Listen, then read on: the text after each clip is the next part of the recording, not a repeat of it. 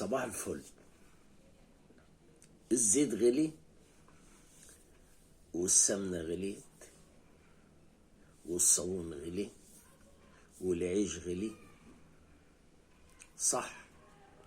واحنا امكانياتنا ما هياش قادرة تستوعب ده. طب ليه الشعراء ما بيكتبوش في ده؟ ليه الفن بقى معفن وريحته طالعة ووحش؟ ايه السبب؟ في فن مقاومة. انا بكلم اللي بيفهموا، مش بكلم اللي على الله حكايتهم.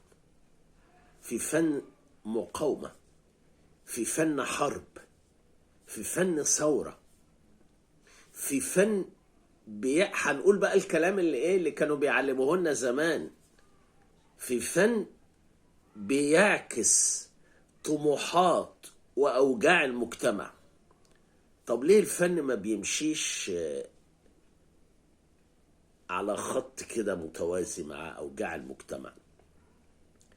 ليه بيحاولوا يبينوا من المجتمع دعارة ومخدرات أوكي، مفيش مشكلة، ده موجود في البلد، مفيش مشكلة فيه.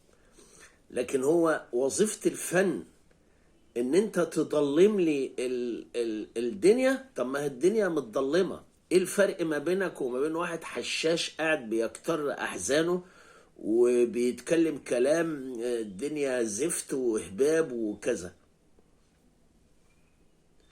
انا شايف الاغنية المصرية بتساهم في تغييب الوعي لدى الجماهير، المزيكا بالتبعية، طبعا الكلام قبلها، الدراما. يعني كلنا بنقرأ على فحوى دراما رمضان كلها مخدرات ودعارة، والولد اللي شقلط امه والبنت اللي شقلطت ابوها خلاص. يعني المجتمع ما فيهوش الا غير ده. انا بما اني اذاعي قديم وسميع قديم، كانت دراما الإذاعة هي حالة من حالات الخيال، بداية من ألف ليلة وليلة اللي علمتنا الخيال عبد الرحيم الزرقاني العبقري العظيم، وزوزو نبيل جميلة الجميلات اللي علمونا الخيال، تصور، المزيكا، الأصوات.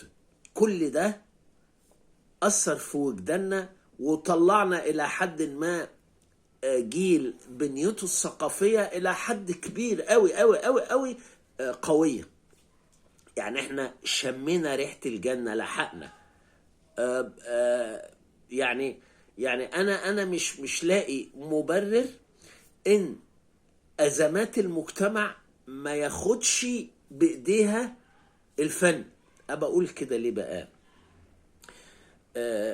ليا صديق صحفي كبير جدا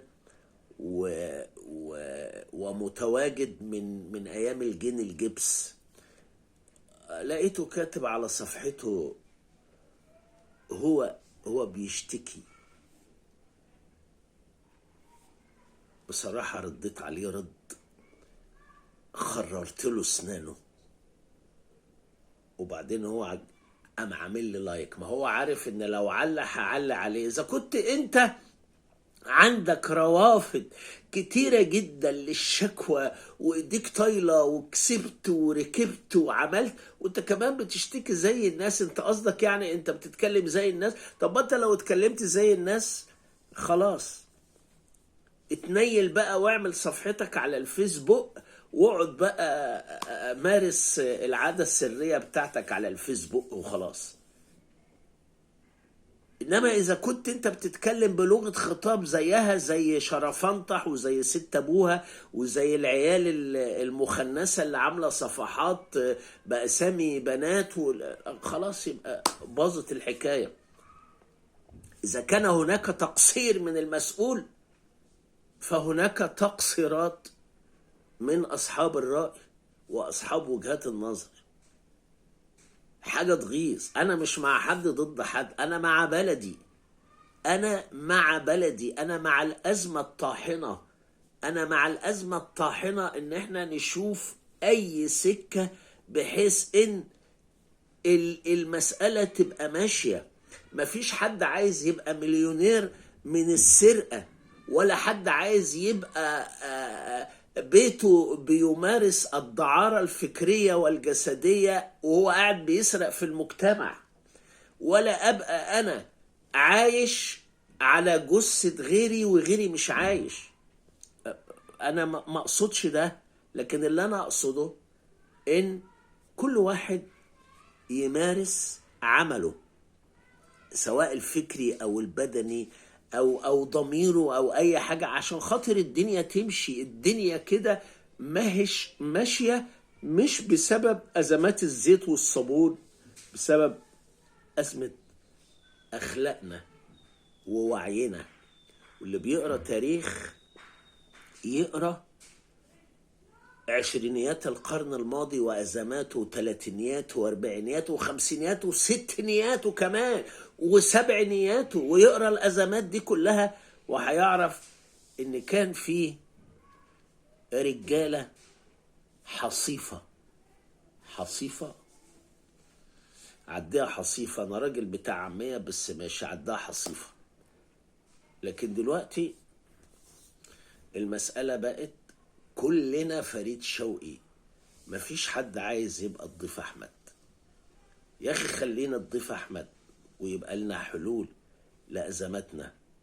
صباح الفل، وكل سنة وانتم طيبين، ورمضان كريم، ويعودها علينا وعليكم الأيام بخير إن شاء الله. صباح الفل.